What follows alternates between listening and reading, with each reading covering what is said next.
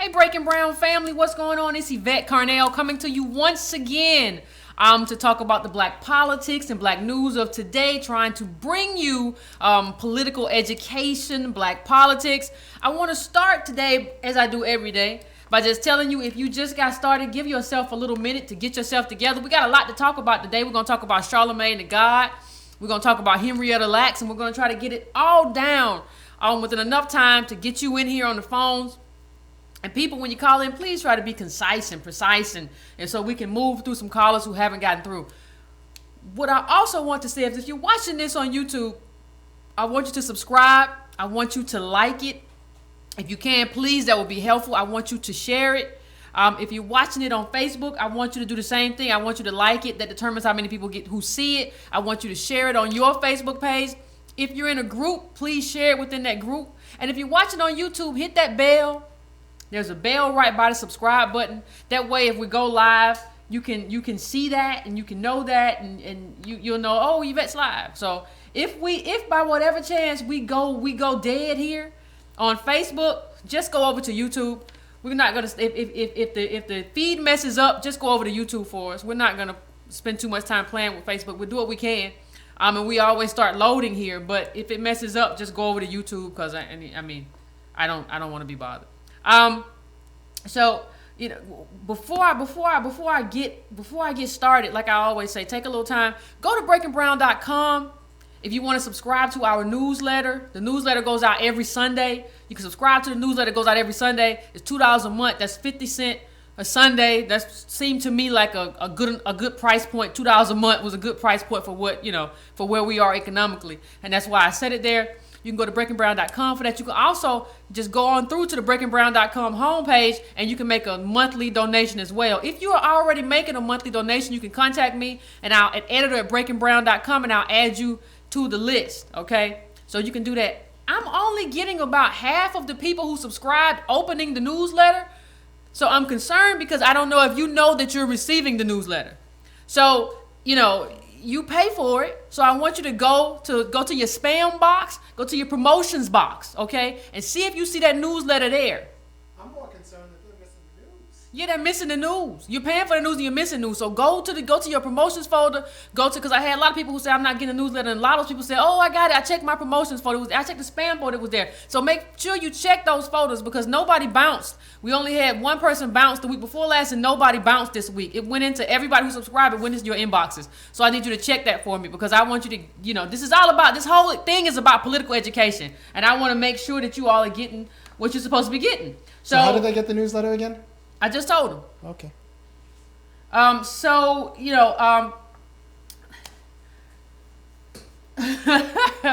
laughing somebody on. So what we're going to talk about today is we're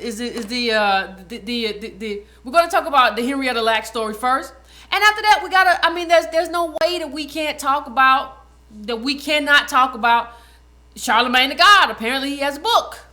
I didn't know he could read. I didn't say that.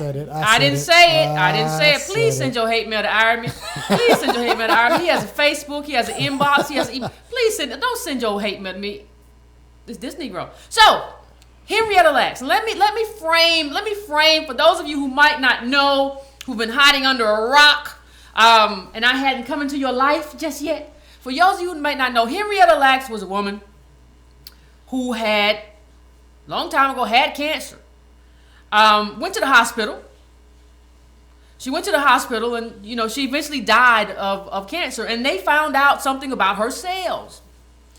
They found out that her cells were immortal. Hence the name of the book that was written about her. Her cells. Scientists for a long time had tried to do something that they called. They had tried to to have cells live outside for a long time. Live outside, like have that cell. It didn't happen. They were never, ever able to make that happen. These immortal cells that you could just keep alive outside the human body for a long amount of time. Never could happen until Henrietta Lacks. So she had these cells that they named Hella cells, right? These were her cells. And these cells led to just about every scientific breakthrough that you've ever heard of. From polio to vaccines, that kind of vaccine, to HIV cocktail, chemotherapy. So much of the stuff that we didn't even know about that came from her, came from this. The scientific breakthroughs came from this black African American woman. It came from her. It came from her cells being immortal. That's where this stuff came from. And she got nothing from it. Her family got nothing from it. Not only that, they weren't even told that it happened. Okay? Now, what I want to before I talk about the movie that was made out of the book called The Immortal Life of Henrietta Lacks, before I talk about the movie that came from that, I want to talk about the fact that this wasn't something that was not commonplace in American life in terms of African American bodies and how wealth was extracted from us over time, okay? That's what we're talking about. When you talk about African Americans, you have to talk about extraction, because the only thing that's happened to us in this country is extraction of wealth. And Henrietta Lacks talks about another way they did it in medicine. We always talk about coming from slaves and slavery. What we don't talk about a lot is how this thing that happened to Henrietta Lacks happens a lot, has happened a lot to us. And we just don't get those stories. It's theft over time, which created these classes, and which created this group of people on top and us always on the bottom because you stole. And this goes to what I'm going to talk about later in terms of Charlamagne, that God doesn't understand that what's happened to us is theft. There is no black privilege, but I'm going to get to that. I want to talk right now in terms of contextualizing this thing. I want to talk about somebody else who this happened to. And not in terms of stealing of cells, but in terms of the way her body was used. How many of you, and I'm sure I know my crew, you've heard of Fannie Lou Hamer, haven't you? Fannie Lou Hamer, in terms of one of the preeminent activists of the civil rights movement. Let me tell you how tough Fannie Lou Hamer was. When she spoke before Congress, they didn't care that Martin Luther King was talking. LBJ didn't care about that. Let him talk. I don't care about that. You know who he interrupted? He interrupted Fannie Lou Hamer's speech with a press conference just so America couldn't hear her speak. That's how tough Fannie Lou was. That's who she was. But guess what happened to her? Guess what happened to this woman? She could never have kids, not for anything that she did, but she grew up on a sharecropper farm. She had a knot on her stomach, so what happened? She went to get the knot removed, and they also took out her uterus and ovaries and everything. They gave her hysterectomy without her consent. We know she's not the only one. We know eugenics. We know she's not the only one. And we're not saying that it just happened to black people, eugenics, because it happened to it happened to white women too. In the book I was talking about white trash, they talk about the white women that it happened to. But what I'm talking about is terms of how black bodies have been used disproportionately more than everybody else. Let me just, and I'm going to put this link up. I'm going to put this link up in the description. In the Facebook, I'll put it up now. This is a breakingbrown.com link, and I want to put this up so that you all have it. But this is what I'm going to read from. I'm going to read from it right now. Now, the title of it is, and it was written, I wrote it in 2014, White Torture of Black Bodies, 6 Medical Experiments on African Americans You Never Knew About. And a lot of this came from this book called Medical Apartheid. So if you want to check it out, you want to read something deep about it, read that. But it talks about having conducting an experiment. This was a chemical paid to test potential carcinogens on the mostly black prison population. Now, Dow Chemical is a multi-billion-dollar company. We never got compensated for the cancer that was caused. I'm sure when carcinogens are tested on you, what do you think happens?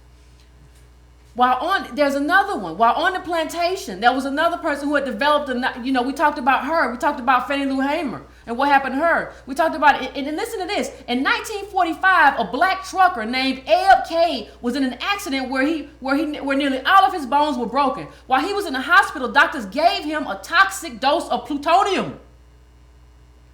Before the plutonium could totally devastate his body, Cade must have gotten wind of what was going on because he escaped from the hospital. Unbeknownst to him, he'd become part of a study for which he never gave consent. Cade died 8 days after leaving the hospital. He was the first, but not the last, African American to be injected with uranium or plutonium as part of a radiation experiment. Former Secretary of Energy Hazel O'Leary declassified information on government experiments on unsuspecting African Americans. Sharice Johnson and her husband received a knock on the door when researchers from Columbia University who wanted to interview her 16-year-old son Isaac, who was being held in the detention center. Isaac's parents signed off on the interviews and tests, which they were told would be used to the New York State Psychiatric and violence happening.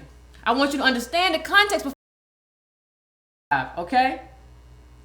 Okay.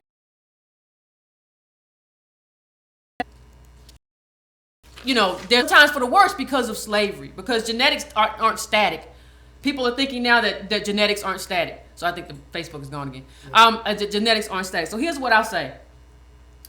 I want to get into, and I think a lot of people, and I don't consider myself in that list, but I think a lot of people thought a lot of stuff about what was going to come in that movie.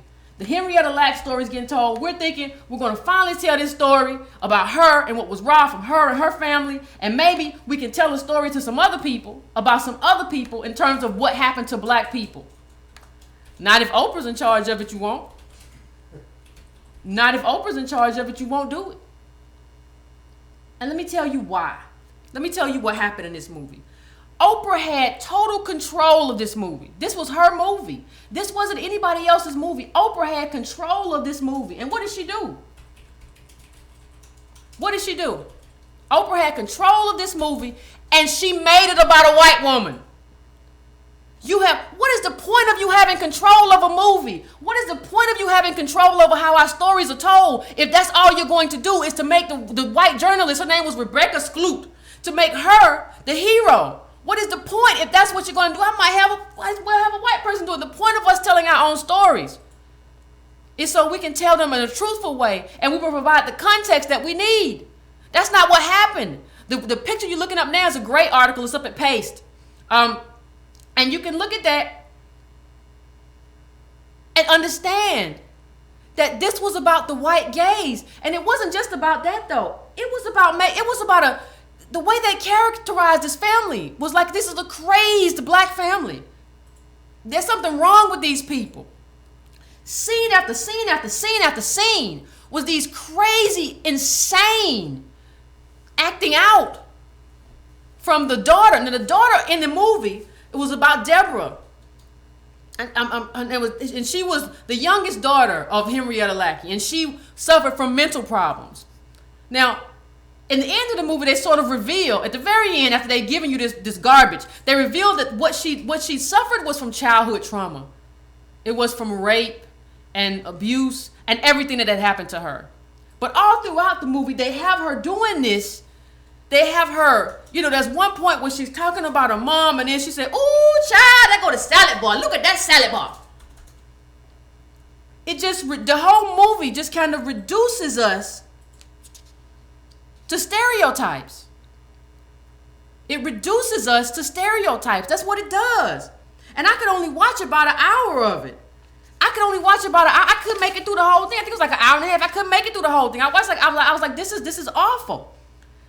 And it wasn't about the money, the wealth that we're missing in billions. It wasn't about that at all. It wasn't about what was stolen. It wasn't about what was owed. It was about, look at this crazy black family. And look at how this white woman is trying to do what's right for them, and they just keep getting in her way because they don't know what to do. And the guy who was in the movie, with one of the sons, he basically looked like he just dropped her off and said, do the best you can when meeting the family. And I'm just saying, I don't know if that's true or not, but if it is, why wouldn't he be suspicious? Why wouldn't they be suspicious? Why wouldn't Deborah be crazy? Why wouldn't she have mental problems considering what she's been through?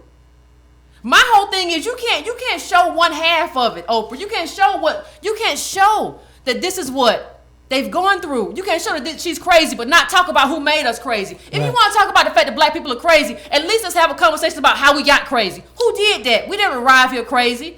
Someone you stole everything. Someone on YouTube said, "Yeah, they call me Mr. Conspiracy Theory when I talk about medical apartheid for black people. They call me crazy." Yeah. I mean, all through the movie, there are so many incidents of I tried to write them down. That's what I'm looking at right now. I tried to write them down.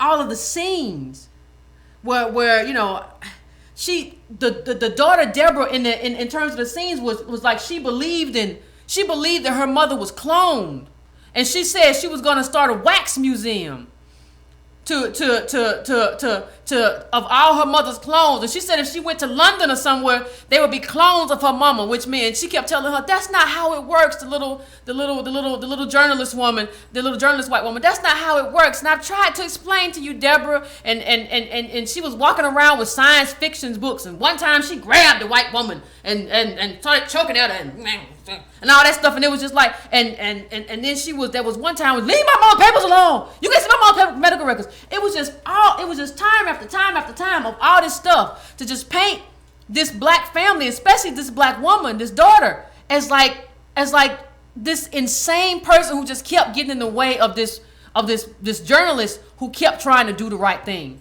And the worst part about it was at the end there was a scene, or that was a conversation where Deborah told Rebecca Skloot, the white journalist, well, you've got to be in this story. You got to write this story regardless of me, and you got to be in it. So that like it was almost like, well, I didn't really want to be in this, but she told me that I had to be in this movie. So I'm doing my due diligence to be in the movie because I was told, that she wants me to. And she says one time, well, Deborah says in the movie, I bet my mama's watching out every move. It was just one. There was a moment where there was a religious thing going on, and how in the black community, we lay hands. That's what black people who are Christian who do. We lay hands on people and and invoke God and Christ and the Lord. And you had this white woman over here looking at us, looking at these people like they were unicorns, not understanding that the reason they're religious is because that's all they had. That's all we had when they should have been billionaires. Like, you understand, having these kind of sales that are being sold, they weren't given away for free. Having these kind of sales and even if they were like having these kind of sales that result in these kind of breakthroughs, pharmaceuticals are not free. You have to buy them. A lot of money changed hands. And we didn't get none of it. And instead of focusing on the fact that we didn't get any of it, and then focus on the fact that this woman this happened to this woman, and this was intentional, and they even named the sales hella sales because they didn't want to reveal the name of the woman who the sales came from. This was an intentional extraction of wealth, but Oprah only focused on the fact this family is dysfunctional, and she doesn't focus. She focuses for about 2 minutes on the trauma that they endured. But even that doesn't explain everything. That's just the family. You don't even know. You don't give the larger context. The justice claim. No, it doesn't exist at all in this movie. And that's the most important part. So the only thing you walk away thinking is, man, these people crazy. Maybe they didn't deserve any money. Oh, and there's another part. Don't let me forget. Was it just me? Did y'all see the part where they said, when she was in the hospital, all these men showed up to give blood because how, Henrietta, got around or something. To me, they were laying the groundwork for calling her promiscuous. Why did only men show up? It wasn't no women show up? Oh, all the men around town showed up to give blood when Henrietta was in the hospital. What? You're making her out to be, and even if that's true, it doesn't matter to the story. I don't care what she did. I don't care if she was the most well-known streetwalker in all of everything. It don't matter. The story here is theft and extraction. And even now, all this family they got the Henrietta Lacks Foundation, and that's been paying the family to get their teeth pulled and do all kind of stuff, and it's been getting less than $50,000 a year. Do you understand that these people should be billionaires? Yeah. And people say, well, maybe they don't know how to take care. They might not. But that's the job. But that's the job of people to teach. You know what? It's the job of everybody to teach us how to do whatever we want to do. Because the reason we're not up to snuff is because of what you did. Don't you understand that? What was done to us? So there was one time where there was another brother who screamed about sticking a pitchfork on somebody's butt, and he screams at the little kids, and the little kids run from him, and there was, let's say, And there's another point where they's at the table, and the woman, the reporter woman is asking them something. They say, we don't believe in talking about the dead. Now, I've heard that we don't believe in speaking ill of the dead, but I ain't never heard that we don't believe in talk. I mean, it just made them look like crazy people. No, without context. Let's sit on that for a little bit. We don't believe in talking about the dead. If you're black and you're generationally poor because what was done to your people, that's a way of like getting us out of our justice claim. We should be talking about the dead all of the time. Yeah. We should be talking about the dead all of the time. Because that's how money moves. Yeah. And we should be, I mean, there was one part which, I'm trying to get all this out because this was a lot.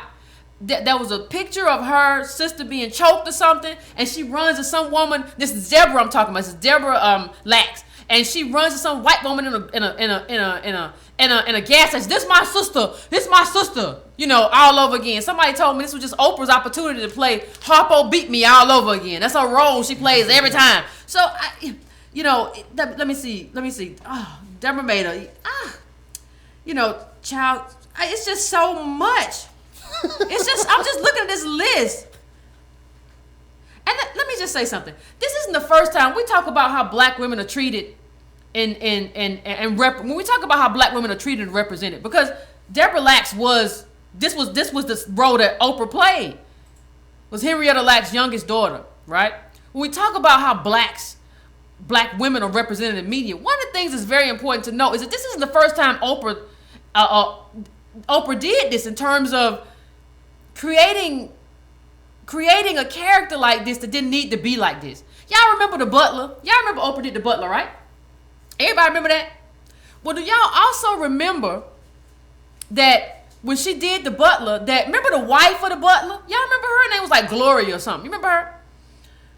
Well, in the movie, she was an alcoholic and she was sleeping around.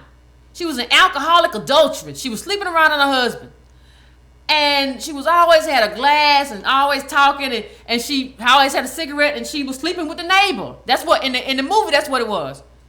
And I understand how sometimes you need certain things in a movie. Like, I understand why they included the son in the movie. In The Butler, there was no son who joined the Panthers or joined SNCC. But I understand why they did that, to kind of be able to give voice to what else was going on in the community and juxtapose that against the domesticated, Butler. I understand why that happened. But the woman, the wife of the butler, was not an alcoholic, and she never slept, and she didn't sleep around her husband that we know of.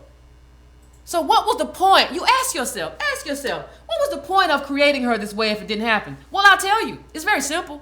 Oprah wanted that character. She wanted to be able to act in layers, and she wanted a profound role. If I'm going to be in this movie, I want to be able to, really do my thing and maybe get an Emmy or Oscar or whatever. Like, I want to be able to really do my thing and really have a role if I'm going to do this movie. So I'm going to make her into something she's not. I'm going to destroy this woman's character and destroy her reputation in this movie, and have probably everybody that talked to her be like, I didn't know you did that to you. I didn't know you was an alcoholic. Did you go to AA? And you find out that never happened. So when you go to this movie and you look at all this acting out that Oprah does in the movie, and you ask yourself, why did she do that? Because of narcissism. That's narcissism. I mean, what else can it be? Tell me what else it is to where you always got to make a black woman look like she half crazy or she's half slutty to do it. Why? That wasn't necessary. That wasn't necessary for the role. That wasn't necessary for you to do that, for you to do that black woman like that. For all we know, she's been a good wife, a sober wife. And you wanted to present her that way so that you could have a role, so you could be sitting around and showing everybody you can swirl a drink and play a different role than what you played last time. So somebody said we're jealous of Oprah. And I want to clear, that's not what's going on here. No, like, I don't want to be Oprah. I don't want to be Oprah. What makes you think I want to be Oprah? Yeah. Oprah's paid to do a job. I don't think I would not be in a good psychological space if I was Oprah. Even if I had $1 billion, I would not be in a good psychological space if I was Oprah. I don't want to be Oprah. Like, to be just somebody, that's got to be like, I want to be in that spot. I don't want to be in that spot. Right. I would never get picked to be in that spot because of what I won't do. It will never happen for me. And I'm at perfect peace with that. I'm at total peace with that. The fact that I won't get picked, I know exactly why I won't get picked, so I'm at peace. So, I mean, I've been thinking about it for a while, and I think that Oprah is to our entertainment what Obama was to our politics, right?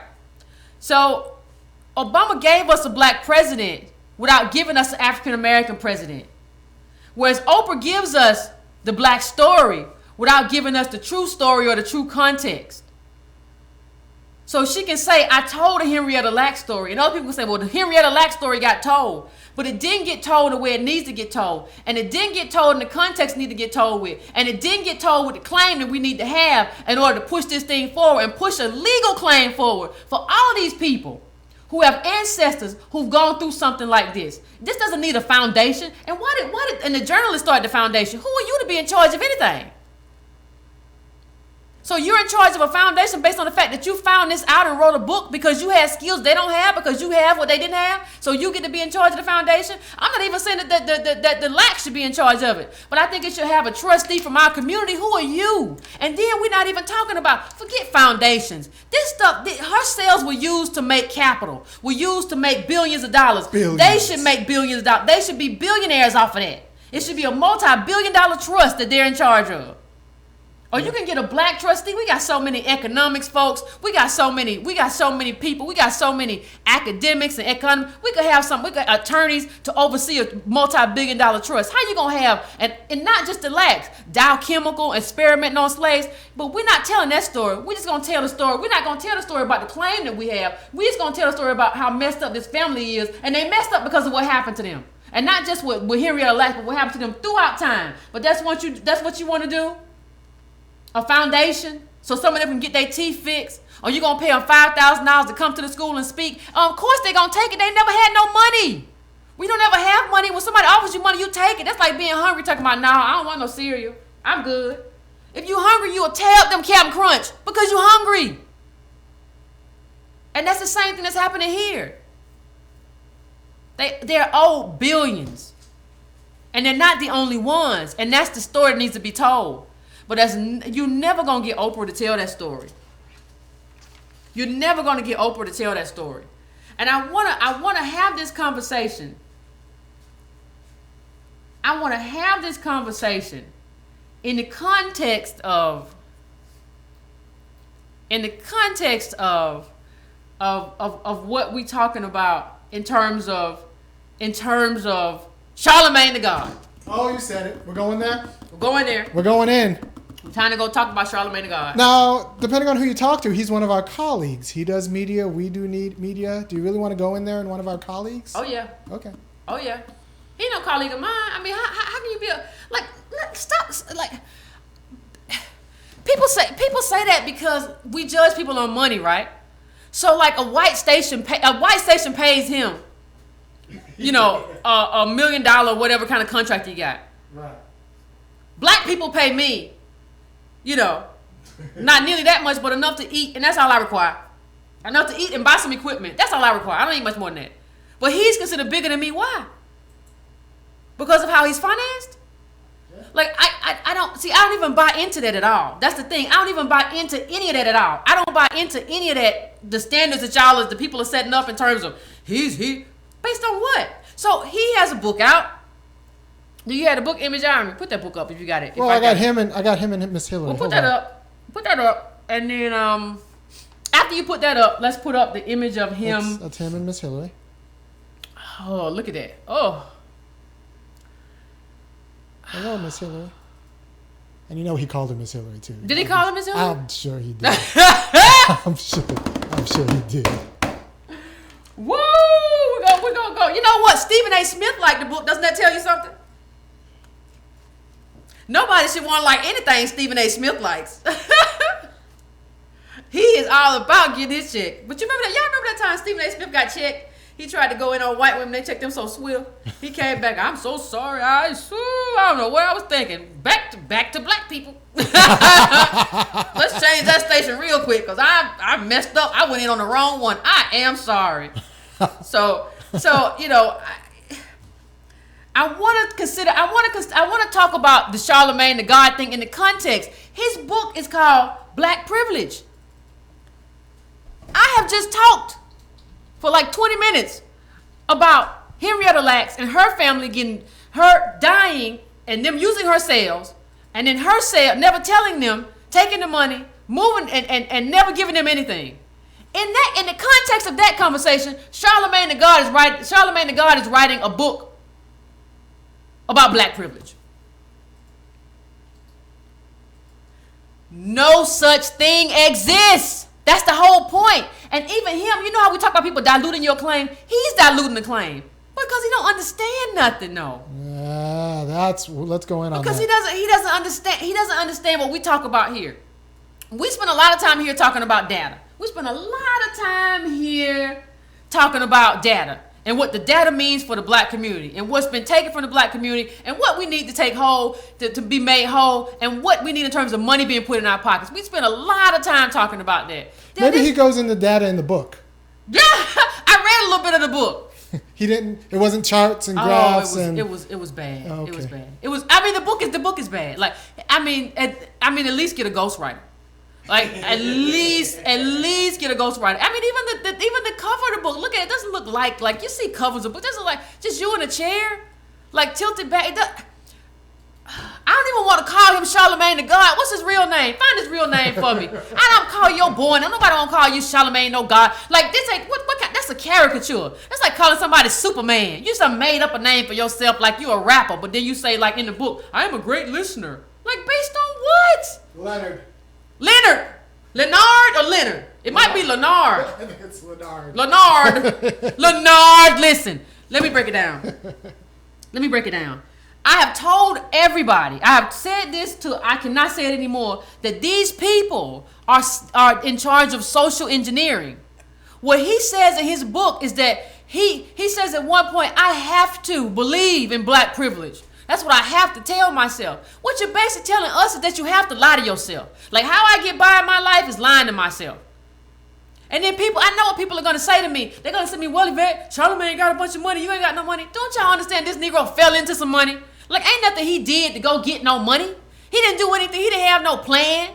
I love when people write books and then they'll go back and like, well, my plan, I always had a vision. I always thought since I was a little bitty boy that I was going to be X, Y, and Z. And I always had a plan. Let me tell you what, those are lies. When he was out on them streets, did he have a plan? When he was selling that, did he have a plan? Did he have a plan then? Charlamagne could have been, were it not for the grace of God or somebody else, Charlamagne could have been, or the grace of white people, Charlamagne could have been serving 30 life right now, based on what he said he did in his life before he became Charlamagne the God. Right. There are many people who got caught and not just arrested 1 or 2 or 3 times, but got caught up in that mandatory minimum and are away for the rest of their lives. You could have been one of those people, Charlamagne. It's just luck. It's just your luck and whatever you were willing to do. A lot of these people who are at the top, y'all don't understand, they're willing to do some stuff that a lot of us are not willing to do. They're willing to go places and say things and kiss fingers and kiss something else that we're not willing to do. And that's why they make it to the top. Don't you think that the strongest get to the top? Even in the drug game, the ones who don't snitch go to jail. The ones who do snitch get out. We don't have the strongest people on the street right now. So don't think that just because somebody has money that they strong or they tough. No. He's lucky. And instead of realizing, listen, I was lucky. I didn't get caught up. I did some bad stuff, but I never got caught up in the 3 strike stuff. I was lucky. I could go to jail, but I'm just going to help my people because that's what happened. He don't do that. You know what he does? He might not be about helping his people. No, he just wants to let me give you everybody a rule. Stay away from black people who try to make you feel bad about your position.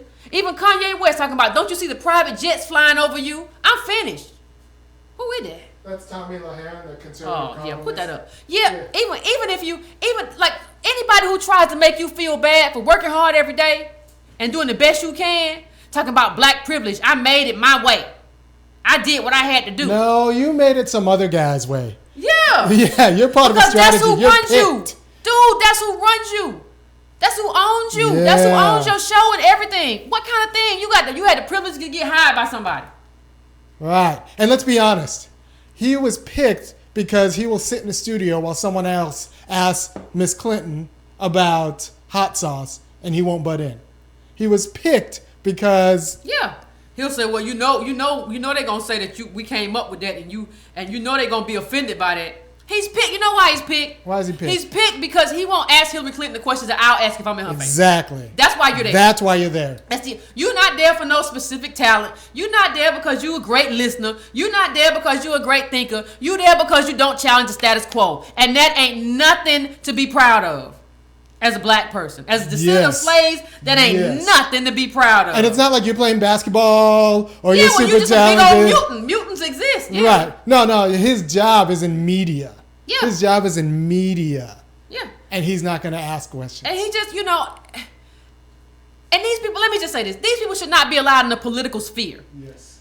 If you want to ask an entertainer a question and ask him, well, what you think about, and this is how Charlamagne does. Charlamagne, you'll be sitting there and they'll be asking a question and the person's like, well, that's like, well, what do you do if they say that? And he'll just ask a small question and let the person go on. That's great if you're just dealing with entertainers.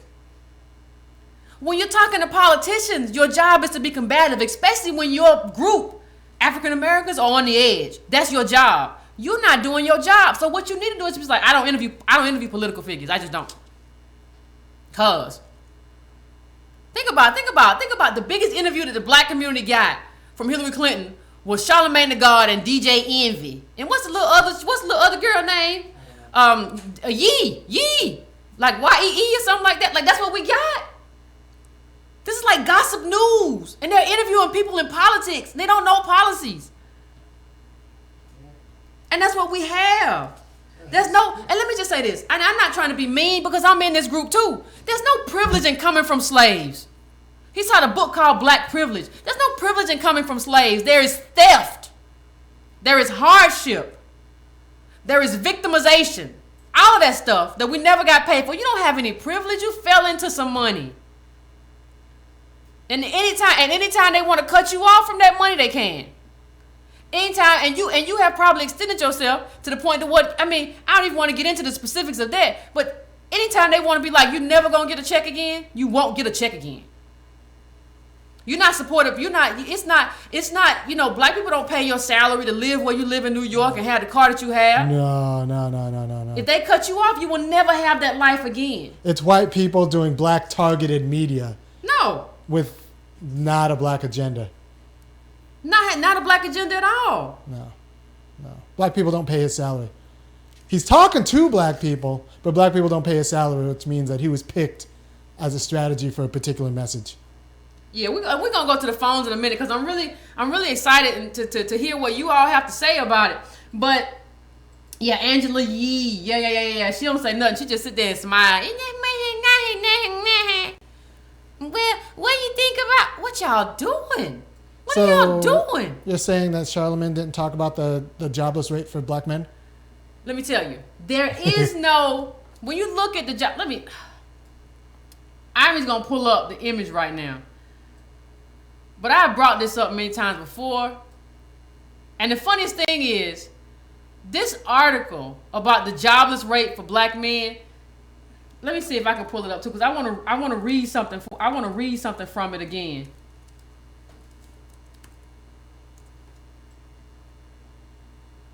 It's in Real Clear Policy. I shared it in my news. If you get the newsletter, you've gotten it. But this is what it says. It says the U.S. Census Bureau's American Community Survey gathered data on the jobless rate of non-institutionalized men, 2034. Now, non-institutionalized men. That doesn't include men in jail. Yeah, why don't they include men in jail? They don't because count? It will blow up the number. Like the number will be astronomical. The number will be astronomical. Put the phone number up when you get a chance. Yeah. And it said 20 to 34 years old, average period from 2010 to 2014 for 34 major cities. The data paints a grim picture for black men, particularly in the Midwestern industrial and mid-Atlantic cities like Milwaukee, Chicago, Detroit, Cleveland, Philadelphia, and Baltimore and D.C. all had black jobless rates above 45%.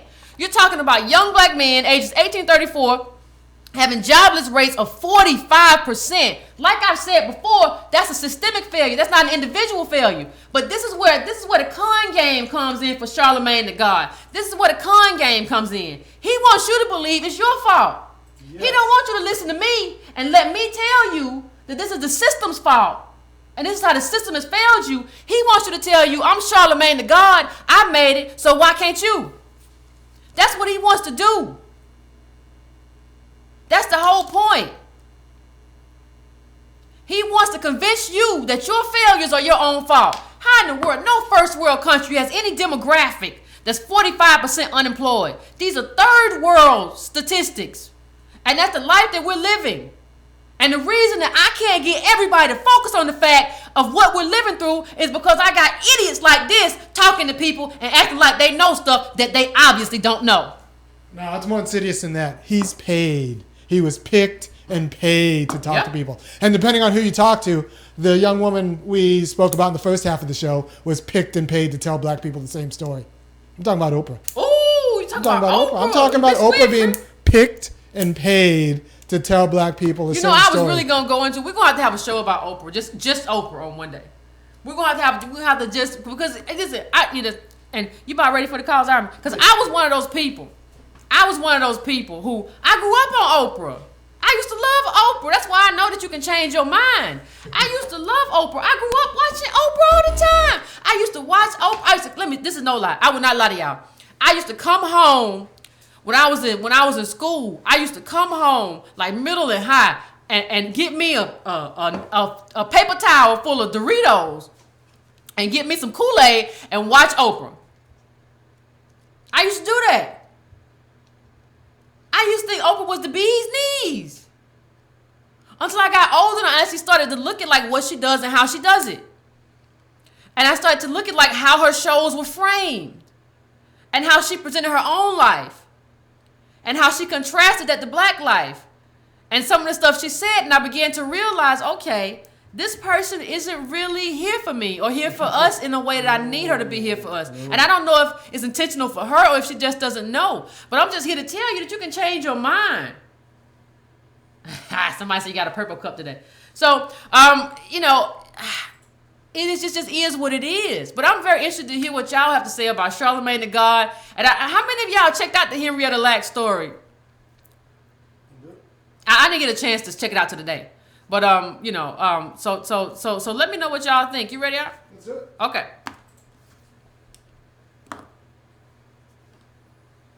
You're on. Hello? Hello? Hello? Hello? Yes. Can you hear me? Yeah. Mm-hmm. Oh, I thought his book was garbage. Burn it. It's fake. It's make-believe. And ain't nobody reading that crap, okay? That's ridiculous. Tell me what you really think. What about it was ridiculous? What did you read in it that was ridiculous? Where in the hell do we have black privilege? And what planet is he living on? What planet? Because somebody needs to knock him upside his head. All right, so she's in L.A. And Tell then her. on top of that, the way. Yeah, I'm in L.A. Okay. But I'm from the Midwest. Okay. I'm from the Midwest. I'm from Indiana. So, I don't even think like California people think. So, we ain't even going to go into that. But the book is ridiculous. I wouldn't pay a second grader to read that mess. Did you read it? I've heard the commentary on it. I wouldn't buy it. I wouldn't waste my money on it. Yeah. I mean, look at him. He's a radio talk show host. He's a joke. Yeah. He does not live in my world. My world is real. I'm sitting over here living in California with student loan debt. I have an MBA and an MSN, and I can't get a job. Yeah. Where's my black privilege? Yeah. Ask her. I mean, what does black privilege look like in LA? Can people even can you buy a house in LA right now?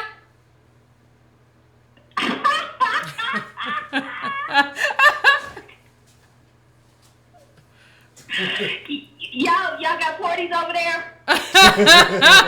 Because if I can buy a house in LA, then we all sit back drinking water. I got you. Look, I'm from the Midwest, so a 3-bedroom would be like $700. Okay, here in California, you can't even get a studio for $700 here. Yeah, I agree. Thank you. You can't get a studio. I know. I agree. I thank you. I appreciate you calling in. The thing is, I did read some of the book. Like, I read some of the book, and like, you know, it is garbage. Like, it is. Like, it's as bad as you think it is. Like, I want you all, like, don't go buy the book in mass, but some of y'all should just get the book and everybody pass it around. Because the thing is, it is as bad as, like, it's worse than I thought. Like, I thought he had a ghostwriter. Don't you have any dignity? I thought he had. I mean, it was just like, well, you know, and I'm a spiritual person, and you know, I watch who you hang around, and come on, man, you thought that was wisdom? Yeah. So. And somebody said, why waste your time? Like, I'm talking about him because people listen to him. Yes. Like, I know we don't think that because we're smarter than that. But, like, people are listening to him and paying attention to what he has to say. And a lot of black men, when you talk to them, they feel, you know, bad because they're not him. And then you have women who are looking for somebody like him. I don't think that's what you want. So, only thing I'm saying to you is that I have to address, like, when I see ignorance kind of come out, and when I see him talk about something that doesn't exist, like, I have to come out and say this is stupid. Like, I feel like that's my responsibility. And my responsibility, too, is to come out and tell you why it's stupid. Not just come out and say it's stupid and run away. Like, to tell you, okay, let me tell you why I said this. No, he got this deal and was picked because he's willing to get black people to feel bad about themselves. Yeah. He get that with Stephen A. Smith and talk about, I did it, why can't you? You're a part of the problem. And this is why he is your class enemy and Oprah's your class enemy. They are being used as tools for people to make you feel bad about yourself and keep striving, even though the kind of success that even that they had don't even exist for us no more, and they don't know enough to know it. I don't know. There's always going to be a good job in making black people feel bad. One or two? Because, well, yeah, one or two. But I don't think nobody's like, I don't think nobody like Charlamagne the God who has a checkered past is going to stumble in like they used to. Just like I think rap is going to be over before you know it. You don't even have like, do you remember in the 90s how many rappers were on tour all the time? Like, you don't even see that no more. You see like Chris Brown and a few other ones, but you know, it used to be something all the time. And like MTV was always showing you rappers, and there was this whole industry of like creating moguls. Like they created, you know, Puffy, they created Jay-Z. Ain't nobody creating no black moguls no more. They're just people to be used up and spit out, and they don't even have to do a lot for them no more. So like even the rap game, that's like people, this stuff y'all looking at, y'all living in the over moment. This is y'all living. It's not happening no more. He don't even know it though. Ask him what the last book he read. Don't ask Charlamagne the God the last book he read. I want to know. I don't want to know. No. Ask him the last political book he read. Just ask him. No. Not even political book. Ask him the last political article. I'm not going to go as far as book. The last political article he read. Just tell me. I just want to know. I'm curious. Yep. Hello. Hey. Good evening. How you guys doing? Good. How about you? I'm doing great. This is Triple T. I'm not going to go ahead on Charlamagne. I tried listening to the brother at one point or another, and I'm just going to go and put it out like this. I'm too old for that. I don't have time to. The conversation was not something that I can give my time to. So I'm going to move. I don't want to hit him. But the Henrietta thing, billionaires. That should be a billionaire family. Yeah. Hands down. Yeah. So this is what I want to share so we can get other callers in. Every time I'm on Twitter and every time I'm in a conversation with someone, if it presents itself, I challenge people and I want to know if you understand that the time of being abused and taken for granted is past. 450 years is enough. There's truth that the damage of racism has greatly and most greatly affected us, the descendants of Africans who were shanghaied to this continent. And it also has damage to Europeans who also came over here because they don't know it and they're so twisted and conflicted that, you know, they pass laws to try and make their white women feel good not feel bad about beating a little baby to death when they would go off and have a tantrum, those kinds of things.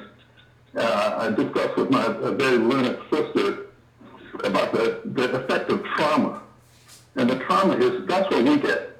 We get generational trauma. Yeah. So before we go, I heard Chicago politicians today getting ready to put his foot in the water to run for mayor, and he dismissed racism and did not understand that racism is far older than the 450 years that we've suffered under. I took him to the Bible, how Moses' sister had racist attitudes toward his Ethiopian wife. And instead of this gentleman understanding that was racism, he started talking about ethnicities.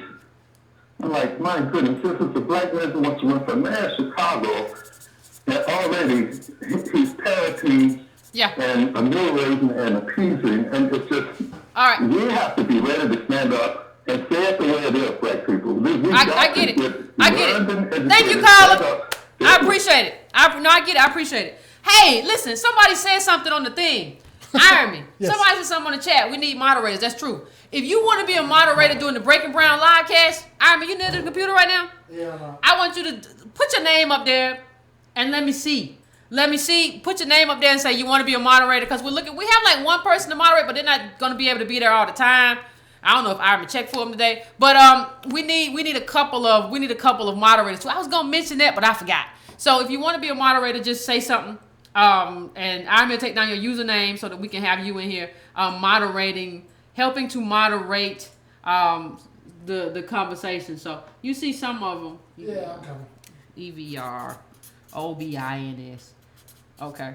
So Michael Collins. So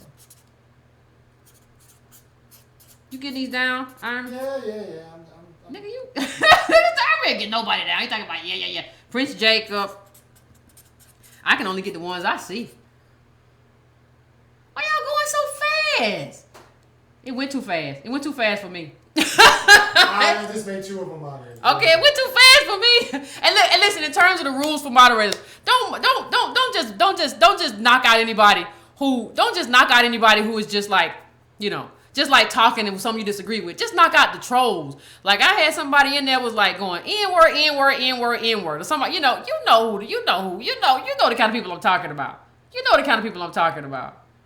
So, I said N-word. I didn't say that. I didn't say the word. Why people always gotta say I said the word? So let's go to the next call. You have to get yourself in trouble. Let's try to get some of them regulars as moderators too. I don't know everybody. Some of these people I know them, I see them all the time. Some I don't. I'm questionable. Hello? Yes. Like I always said, American rights is hand picked me, but these 2 things. I can't hear you good. It sounds like you're muffled. It sounds like hello. It sounds like you're muffled or something to me. Do you hear that? Yeah. I'm here. Okay. It sounds like you're a little muffled or something. No, I want to say, one of these 2 quick things. American rights is hand legal. Try to explain Black life. Do you remember their show? And she said, "I think hot sauce in my purse." Yeah, hot sauce in my bag. So Swag. He's there, like in Harris Perry with that everything. He's there to bring Black life. And he anymore. And my second thing was, so he allegedly sold drugs. When are you guys going to do a show on Gary Webb? Because he helped to expose how the government brought crack cocaine into our communities and helped start the mass incarceration problem. Okay, thank you, caller. Thank you, caller. I appreciate that. He asked when we're going to do a story on Gary Webb, but I think at some point we have to do that. Those of you who don't know, Gary Webb, the journalist, discovered what was actually happening in the black community in terms of, our communities just being inundated with crack pouring into our communities. And crack was, for those who don't know, crack was nothing new. Like, I love how, and there was a great podcast on it. The media always comes out, the crack is the new drug. Crack wasn't new, it was just affordable cocaine. Before cocaine was $100 and we couldn't afford it, crack was $5 and $10. That was the only difference. It wasn't no new, more whatever. But that's a whole nother story. So rest in peace, Gary Webb. You did good work. I don't believe you died how they say you died. But rest in peace. Rest in peace. You a brother to me. You a white boy, but you a brother to me. So Next call. Hey, Yvette. Hey. Hey, this is Tanya from Dallas. Hey, how you doing? Well, I tell you what, going on right, got a little cold. This weather keeps changing down here. But I'm going to be real quick. Okay. First, on that Charlamagne the God book and Black Privilege, didn't know we had it. And I'll leave it at that one. Second, I watched that whole movie of Oprah from start to finish, wondering when they're going to get to the context on how this family's going to get their due from the use of their mother's cells. And all I saw was every stereotype ever made played in an hour and a half film. Yeah. And that just completely turned me off. Yeah, I agree. I agree with that. And I'm like thinking, Oprah, come on now. I don't think people give you billions to showcase stereotypes, and I thought she was better than that. You Well, I'm did? going to let somebody get on this line and finish my libation while I'm watching the show. You finish your libation. Thank you. Finish And your I hope you guys libation. have a good one. You too. Finish your libation. Everybody break open a libation. Yes. But we talk about their due. But I had come to the conclusion that she wasn't no better than that. But I didn't expect, like she said, I did not expect to see every caricature ever known to black people in that one movie. I did not expect to see that. With the crazy black woman, the overly religious black person, the black man who like get it the best way you can. And somebody I said watch Oprah get an NAACP Image Award For that nonsense. for the Henrietta Lacks story. But I did not expect to see all those caricatures. I didn't know it would be that. I didn't know it would be that quite that bad. Who's paying her and who's she accountable to? This is the problem. Yeah, but Oprah was in control of that. She was producer, right? Didn't she produce that? I don't know if Oprah has as much money as we pretend Oprah But not has. even money. Like if you do that, you're gonna get money. Like if you're gonna present us in that kind of fashion, there's always money in presenting black people as degenerate. Yes. There's always black money in making us look as unevolved. There's money in that every time. So when you look at it, you think, well, what was the point? What was the point? When you look at that movie, you say, what was the point of giving money to them anyway? Because they wasn't nothing but just some crazy black people. So why would I get them money? And Henrietta was just loose in the streets and all kind. Why would I get them money? It kind of if you're white and you watching this, why would you feel bad about them not getting paid? Because you feel like, well, they just degenerates anyway. And they attacked the woman who tried to help them. This little nice 115-pound white woman tried to help them, and they came here and they attacked her. So it really kind of. And it does it so sneakily. It absolves them from responsibility in the sneakiest way. Like if you do get a chance, I really want you to watch it. Like I don't want you to just take my word for it. Like I didn't think it was this bad. When you get a chance, because The Butler was a decent movie, even though I didn't like some things about it. I think The Butler was a decent movie. I don't just like everything that Oprah does. I thought it was a decent movie. I didn't like the way it treated that black woman in terms of the wife.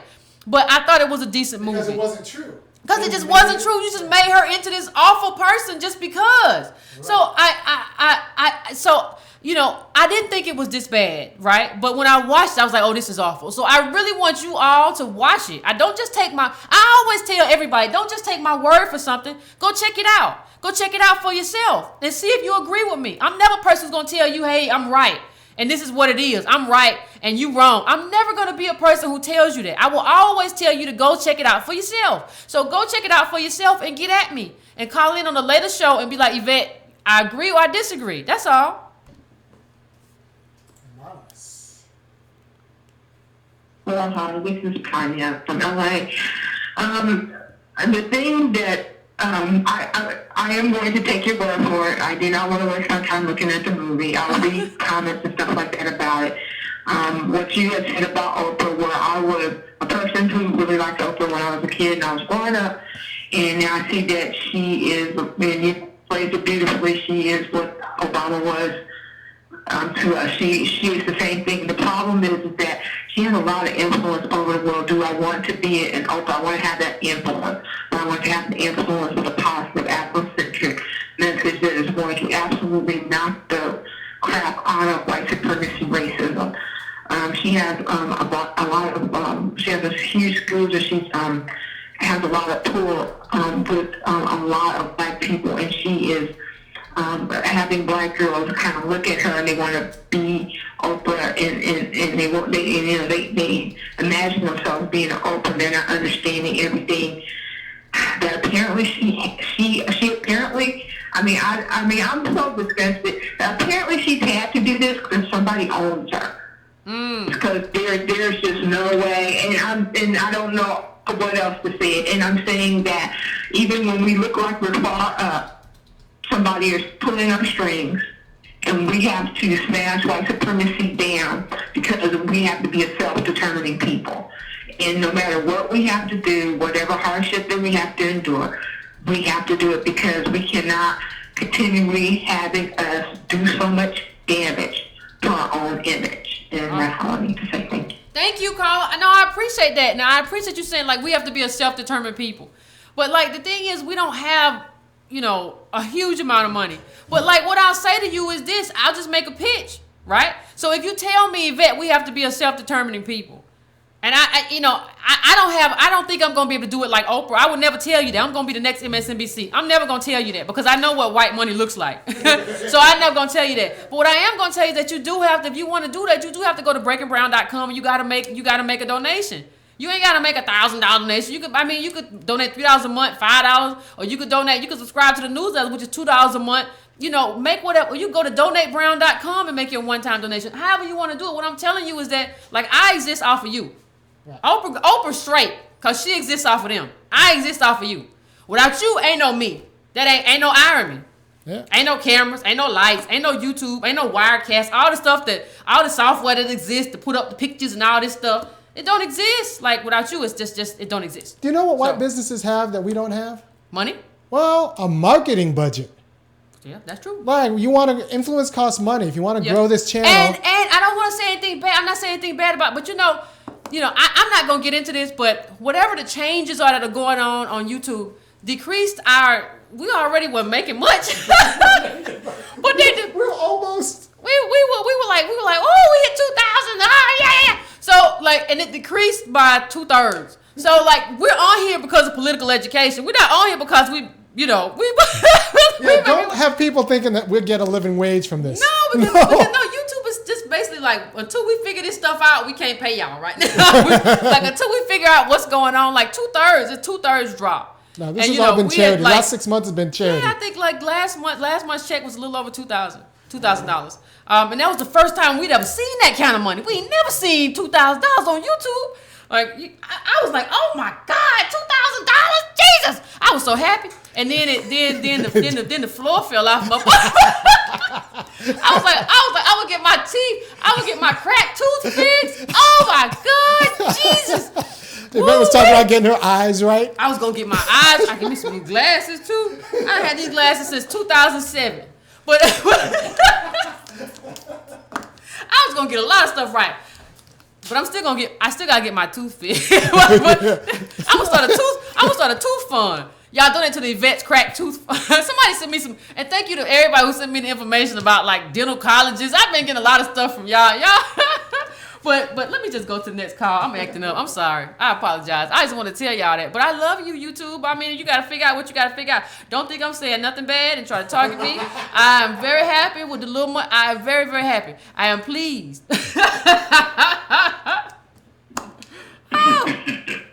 How you doing? Hey, I'm all right. Can you hear me now? Yes. Can you hear me? Yes. Okay, great. Your show, my wife and I, we watch your show. It is wonderful. Thank you. That to finally see somebody that is woke and conscious about a lot of the things that are going on. I am a civil rights attorney, a clergyman, and an academic, and so I listen to your show on quite a few levels. And the one thing that I thought back to was my time at our alma mater, Howard University. Bison. By the name of Lisa Crooms. Okay. And I remember in an international human rights course, she said that I really didn't like the civil rights movement because it was an elitist movement.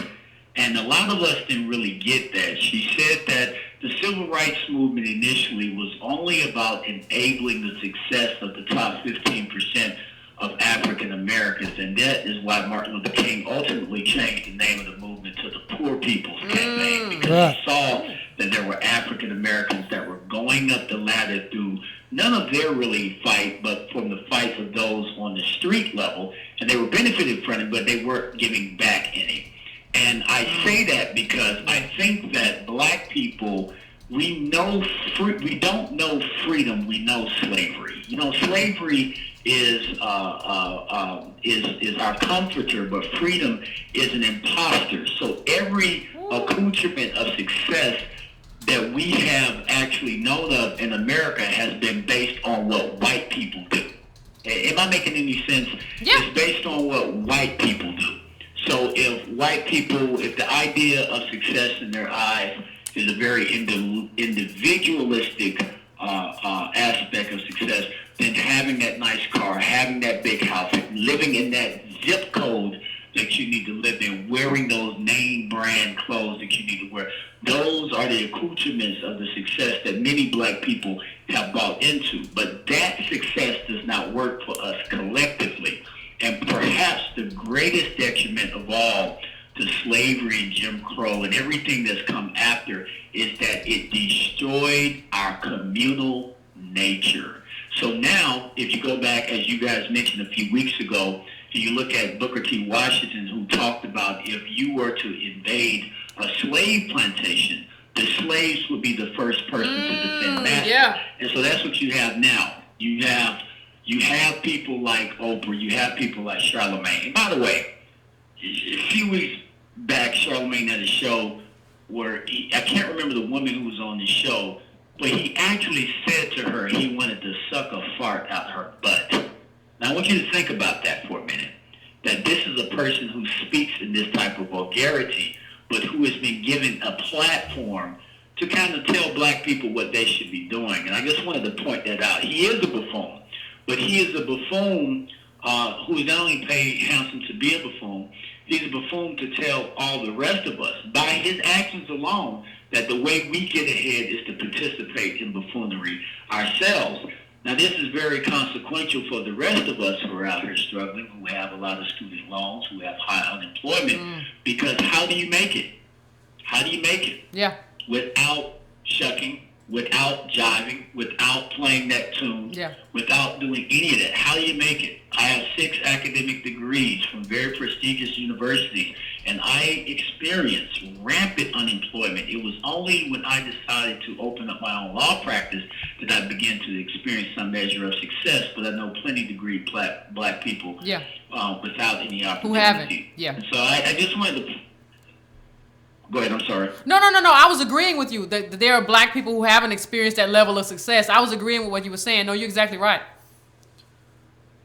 Right. So, I mean, it's this notion, what is success? I mean, what is it? I deal with this in my that's professional. a good question. Let's talk about that. What do you actually believe success to be for us? And I have to admit, y'all, I'm a little more... You guys are somewhat pessimistic, but I call myself a racial fatalist. I'm kind of on the depth level of Derek Bell. I really don't believe anything is ever going to get better. I think that we can do things individually to help. You know, we can form our own clans as black people to help each other on some lower level. But frankly, I just believe, especially working in the criminal justice system, it's a hell of a thing white people have done to us on this. Yeah. Oh yeah. Before you can even get to the point where you're allowed to fight white people, it's a privilege to be able to be allowed to fight white people. Before you even are allowed to fight them face to face, you must first get through the gatekeepers, and the gatekeepers look like you and me. Ooh. There are many people. I presume everyone, most people I interact with are operating up under the impressions and of white supremacy. The white supremacy is an amazing thing. It is beautiful, it is majestic, it is amazing, and it is disgusting. Yeah. And this is very important for Carl. us to know this. If you mean to tell me over 600 years ago I could start a system that would keep my people in power forever, I would tell you that would be an amazing feat. But that is just the trick that they have pulled off. Yeah. And so I'm kind of like Derek Bell, you know, the critical race theorist founder. who believe in the permanence of racism and interest convergence, that white people don't do anything unless they stand to benefit from it. Look, I'll leave you on this. In 1964, the dean of the School of Education of the University of Mississippi, when they were debating the Civil Rights Act of '64 on the floor of Congress, the dean of the School of Education of the University of Mississippi said these words: "If niggers want civil rights, then let them eat them as crumbs off the floor from the white man's table." Now let me ask you this. Isn't that all we've ever gotten in this country? That's all we ever got. We just had a black president. And all we got were crumbs. Thank you, Carla. Thank you, Carla. I appreciate you. Ooh, that was the best call we had in a...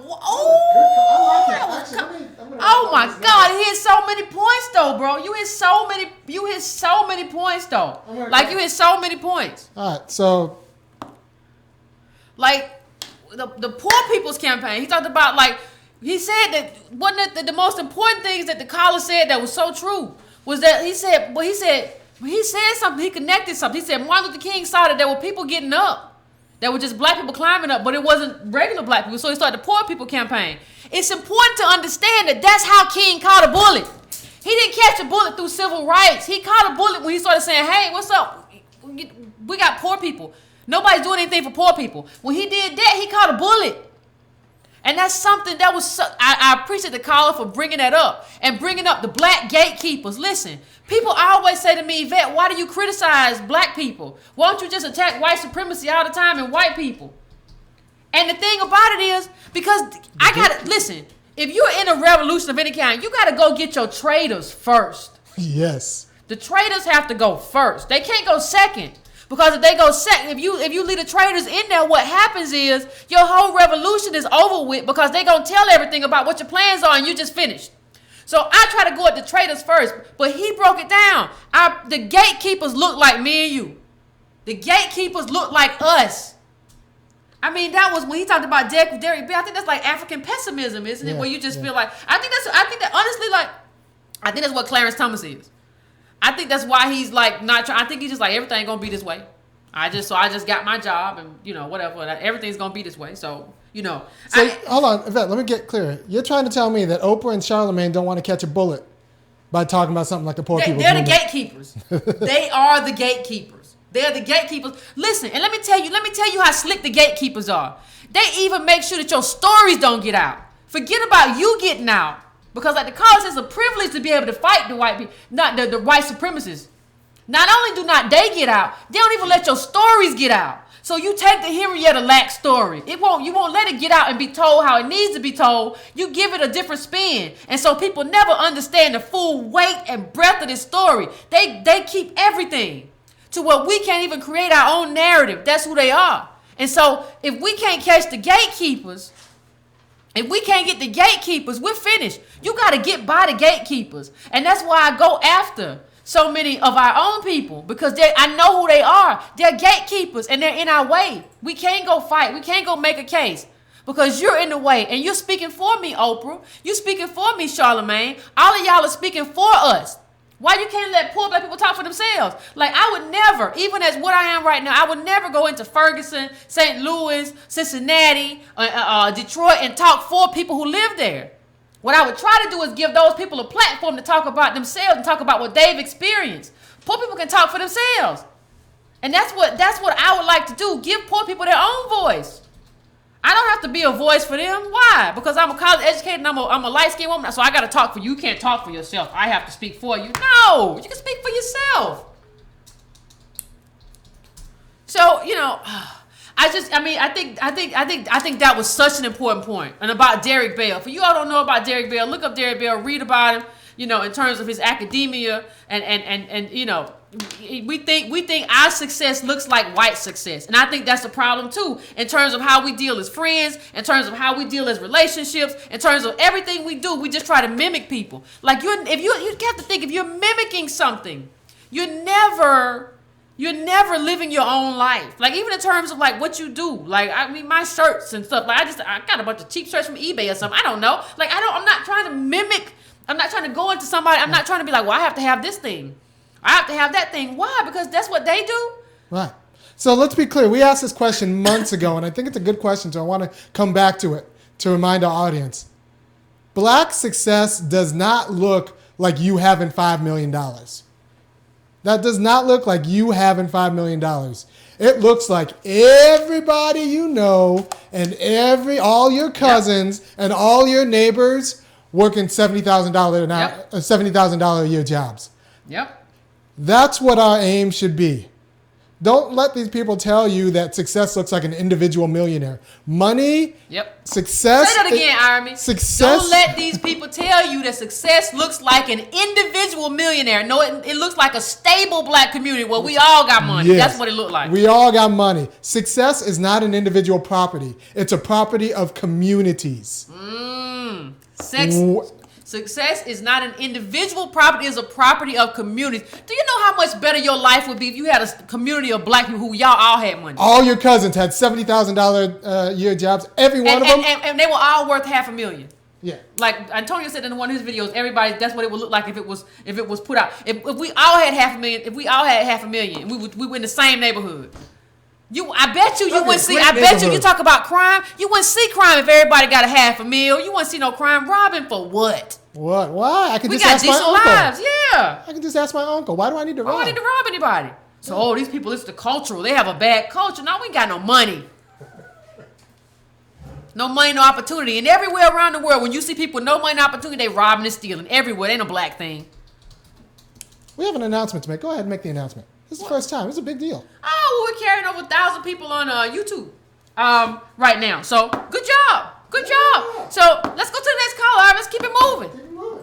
I want to get my peoples in. Get my peoples. Hello?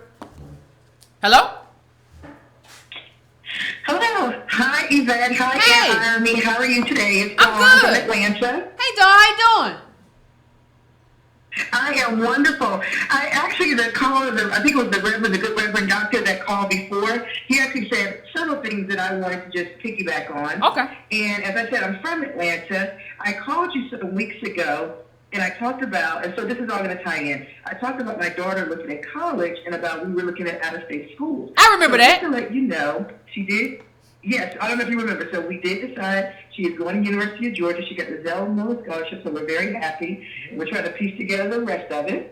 Now, how that ties into it, since your show, I have literally made it my crusade to talk to other parents about making smart decisions to set their kids up for success.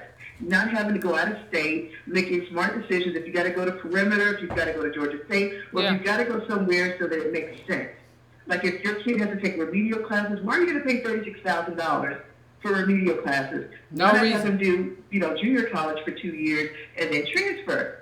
And so going back to that caller, when I tell you the feedback and the pushback I've gotten from people, and what you're telling people, you're discouraging people, it's really interesting when you try to share information about being just being smart around the finances and about doing things that will help, that people do push back. So going back to what that caller said, is that I'm actually finding that to happen, is that it's almost a barrier of when you try to bring information that goes against the status quo, which seems weird.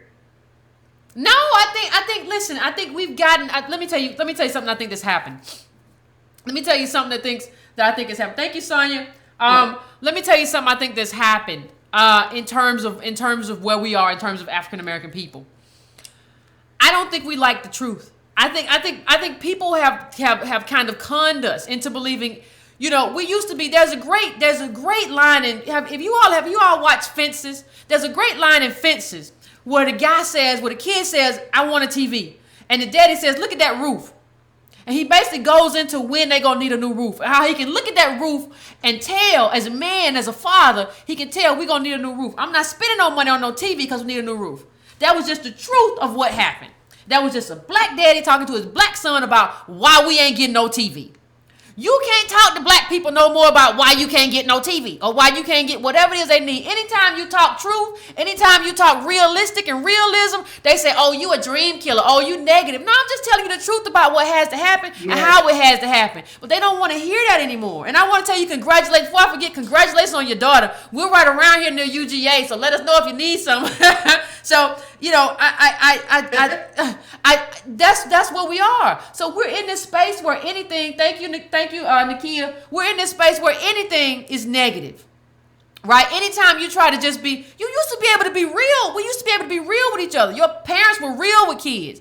But now you got a kid who he's in remedial math talking about he going to be an engineer. And nobody will tell him, hey, this ain't for you. You ain't in AP math. You need to find something else. We don't steer kids in the direction of what they have in terms of their own gifts. And parents be like, well, oh, he can be anything he want to be. No, your job as a parent is to look at your kid and see what they do have to offer and figure out how you can move that into a space where they can make some money off of it or have a life. They don't know. I mean, let's be honest. They come from... I don't know. Can you still hear me? I can hear you. Can you still hear me? I can hear you. Okay. So, and this is what's interesting. I think part of the fight is that, so I'm an APN. Part of the fight is that they want to show all these kids going to college. And so me coming in saying, oh, no. Let's reevaluate. Are you ready for this? It makes it look bad on the graduation program. When I say we're fighting establishment, we're fighting the elitists. So when he talked about the civil rights movement and MLK going to the poor people's movement, he's absolutely right. Literally, it's the people in that era, the people that have so-called made it, that are fighting against what's in the best interest of the masses. No, I agree. I totally agree. You're not going to get any argument from me on that call. So it's just interesting. Go ahead. No, go ahead. No, I was just going to say, that was all. I just wanted to kind of piggyback, kind of give you an update. So we followed the advice. You're going to UGA. And just to let you know that I'll keep you updated. So I'm trying to, because I'm still a parent in the school, and I'm really trying, because I'm seeing so many kids, it breaks my heart, watching them go into financial ruin. Most of these kids are not going to graduate. So they're gonna leave school with 1 or 2 years and still have student loans they have to pay off with no degree. Like it breaks your heart when you look at how they're setting themselves up for failure. But I'll keep y'all posted. I always listen, and just great job. Thank you. I appreciate it. And good job. UGA is a good school. Ironman's over there. He's over there. I teach philosophy. He teaches philosophy over there. Okay. Yeah, I teach intro to philosophy. So yeah. So at least and that's another thing though, right? Like you want to be able to, like what so many white people have is like a network. So I was like, I teach philosophy over there. Like, so if she was having a problem with some kind of course, like maybe she could pop up and be like, Iron Man, no, my mama know, you know what I mean? And but we don't have those. How many people got a somebody who teaches philosophy at a school? How many people got that in? Like, it doesn't happen most often, and that's another reason, that's another way that they get over. So you have to be kind of realistic about what you have and what you don't have and how you're going to try to make what you do have work, right? So, I mean, congratulations again to your daughter going to UGA. That's good stuff. Good stuff right there. So, I think you made a good decision, right? Yeah. Good decision. Yeah. We got UGA intern that we be having over here. Matthew! That's how I picked up Matthew, by the way. UGA. You in a thunderstorm? Hello? I can't hear. I can't hear you. I still can't hear you good. You sound muffled.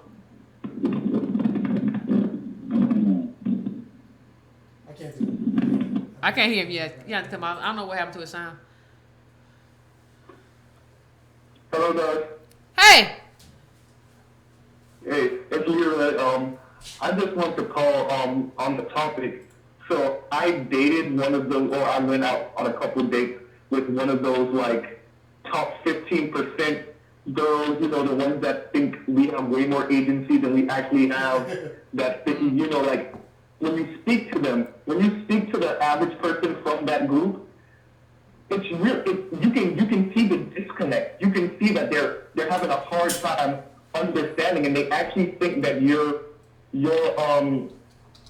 maybe you're saying this because the group that you come from don't have, which is true, but they think that their 10-15% of the black community is the norm, and if they know when they know it's not the norm, they don't think it's that bad. They think if you just strive a little bit, work a little harder, you'll be where they are, and they don't understand that they're used as a buffer class.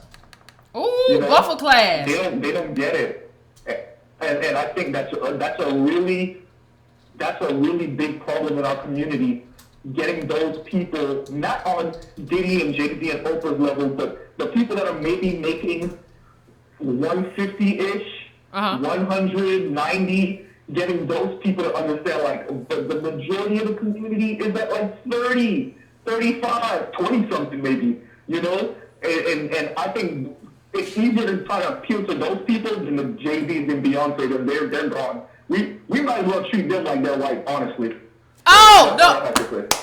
Thank you. He said, now that was brilliant. Thank you, Carla. Thank you. I appreciate that. He said, we might as well treat them like they're white. Jay-Z and Beyonce, they're not about us. And everybody else who's our class enemy, everybody else who tells us, all these gatekeepers, you might as well treat them like they're white supremacists. Like, because they don't understand anything you're talking about. Like, they're worse. Like, I can go and have a conversation with a white leftist, right? A white person on the left. And they'll be like, yeah, Yvette, I understand what you're saying.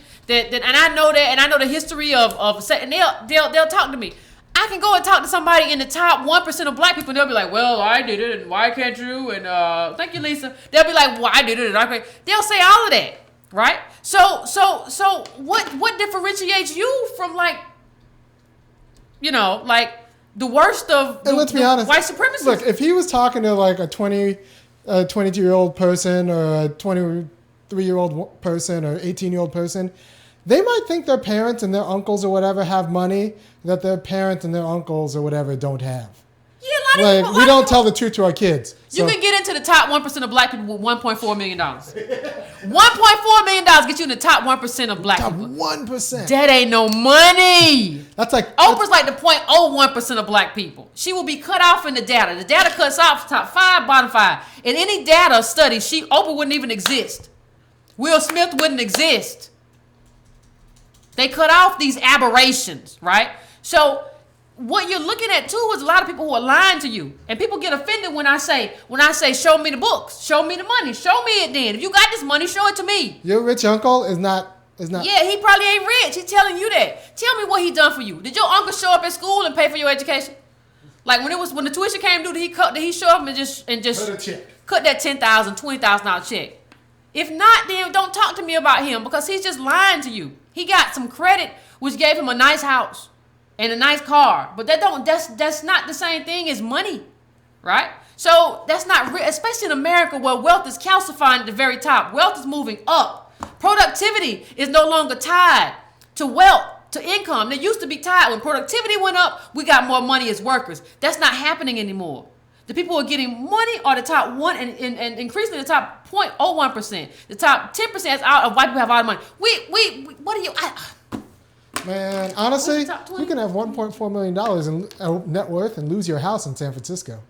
You can have $1.5 million and not be able to move anything. This whole political system now is being run by billionaires. Yeah. So unless we get together collectively as like Americans, which, you know, and so many people on the right are so propagandized, it's just going to be hard, but you can't stop working. That's what I keep telling people. And if you can't work all the time on the national level, you got to be working on the local level. Like, but you gotta be working. You just can't be, you can't give up.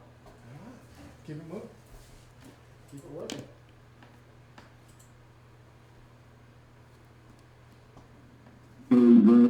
Hey. I can't hear you, brother. I can't hear you. What's going on? Is that some people get it, some people don't. Hello? Hello? Hello? Yes. Cut down your background. Hello? Yeah. Hello? Yes. Can you hear me? Yes. I'm calling about the gatekeepers. When you're talking about gatekeepers, I think we need to address the people in the church that are also the gatekeepers. Many of them have people blind by talking about the prosperity message, and the only millionaire in the building is the preacher. Ooh. They're caught up in this fantasy world about money. They don't have anything to really teach about money. It's just about the dream. They're hypnotized under the dream of what the prosperity message is preaching. Uh-oh. They're giving money for all different types of funds, building funds that go on for 20 years and nothing is ever built. Uh-oh. Uh-oh. So I think there needs to be a show about addressing that, because we need to be putting that money in black politics, not in the dreams of the prosperity teacher and these funds where you never see anything. Actually, I have family members at a church where it's supposed to be a fund for the church to have another building for the youth. Well, the pastor was using that to pay for his wife's luxury car, his luxury car, and to get furniture at their home. Oh, my. Oh, my. So I think we need to address that, because that's a big problem with too many black people going to church, don't understand the Bible, and they have these people that are snake oil salesmen, basically selling them a dream and taking the Bible out of context, and that's why they can't focus on what's going on around them in black politics. All right, that's good. And then they just tell you, we gonna pray about it. No, they ain't gonna pray about it. Oh, snap. Thank you, Carl. I appreciate that. All right, I'm gonna say something. I'm gonna say something after you say something. All right, so it's complicated because we don't have a lot of institutions. It's one thing if we had like Rotary Club, Kiwanis Club, Citizens. Like, we don't have a lot of extra institutions. We have frats and we have churches. There aren't just a lot of extra stable institutions, and you need stable institutions if you're going to make any sort of political moves. So we can't just like kick out the church as a stable institution. We need to reform the church, though, and move it from, we need to reform the church and get the church a political bent in a way that like we need to fire a lot of black pastors and move our own people in there. Because we need the institutional structures. We need the institutional structure. And because you can't build a movement without like intermediate institutions. And white people have a lot of intermediate institutions to build and consolidate power. But we need a political church. And there are a handful of political churches who get it right.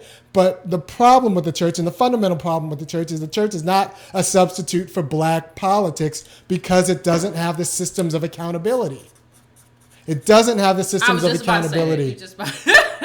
Right. And so and the black church needs to also they need to pay bills too. And black pastors, they don't have money because they're black people and they like nice things.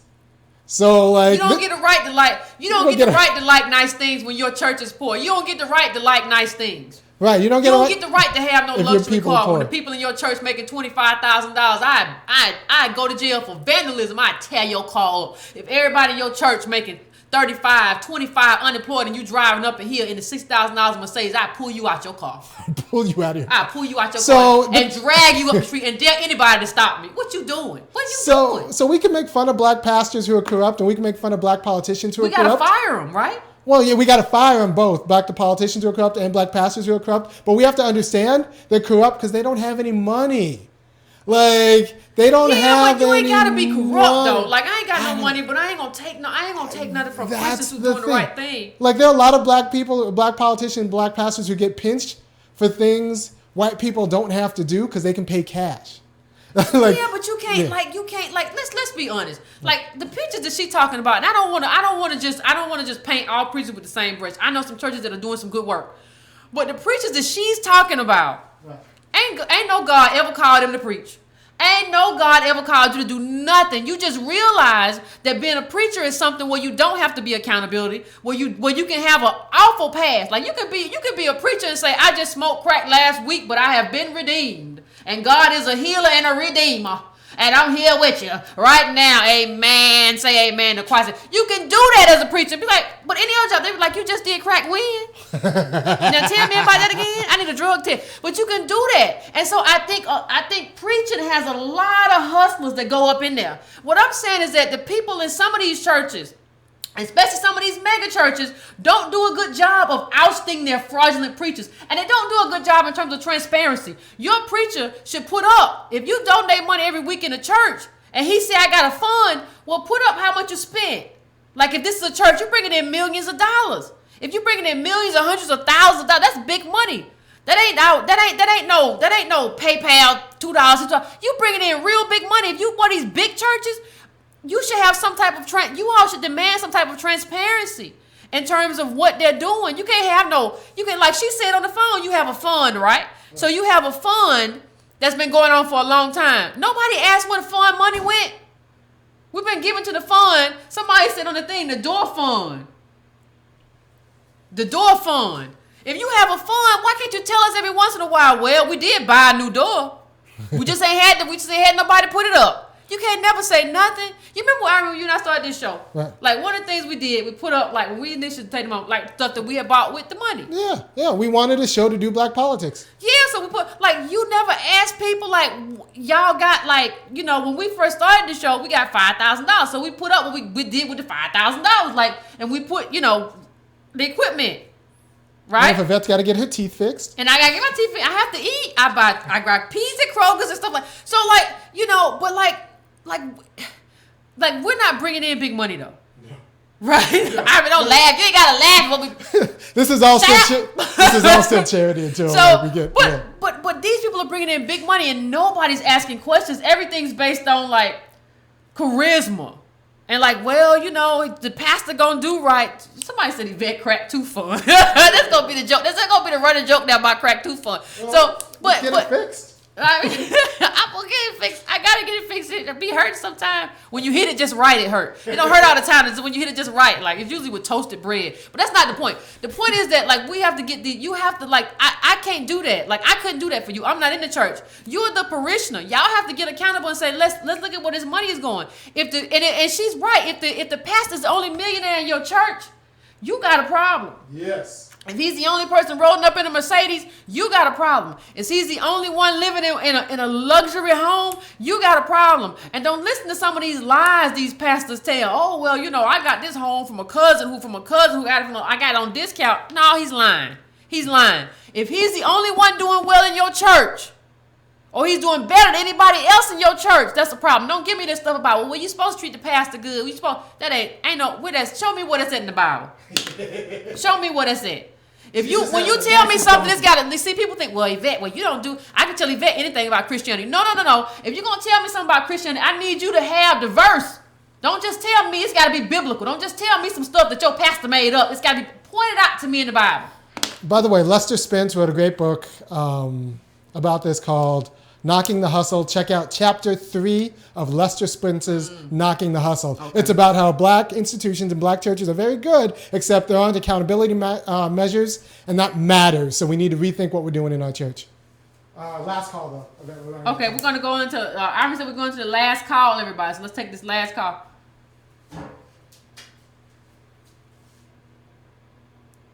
You're on. Hello?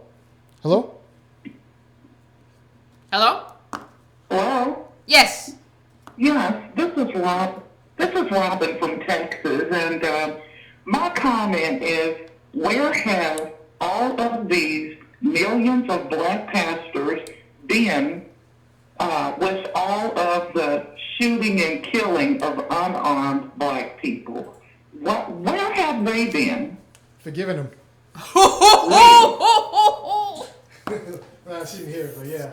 Oh, Ivan just went cold. You asked me what these pastors have been in the killings of black people, and Ivan said forgiving them. It doesn't make any sense. Everybody's talking and confusion, and right now is our chance to change the narrative, the conversations, and all of that. And what I see right now is a panic by white people, okay, in the Democratic Party because of all these fake marches. There was a fake science march, okay, of the planet. Well, all those black children that were poisoned and those 12 people that were killed in Michigan through poisoned water by their own government. Where were they when the people were crying out marching in Flint? Good question. So, to me, something is wrong. Something is desperately wrong.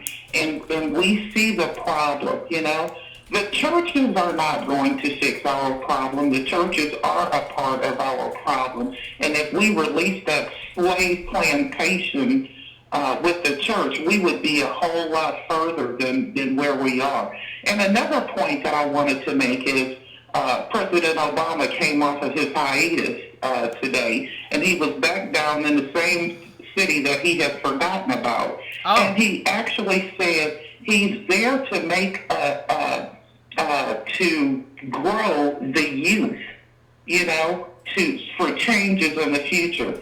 So you mean to tell me that he's forgotten about our generation, our parents, and our parents' generation? They don't count anymore.